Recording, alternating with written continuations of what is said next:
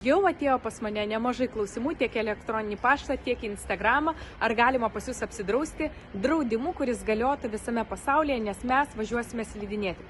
Tai jeigu jūs dar neturite draudimo ir norite turėti jį gerą ir neduok dieve, jeigu jums kažkas atsitiktų slidinėjimo metu, jūs galėtumėt gauti išmoką iš gyvybės draudimo bendrovės, tai būtų tikrai jums naudinga. Aš pati gavau beveik 1500 eurų už kelio traumą, o pas mane buvo ir meniskas, ir girnelė, ir šoninis kryžminis raištis. Tai galiu pasakyti, kad tai yra tikrai nemaža pinigų suma, kuri man buvo išmokėta.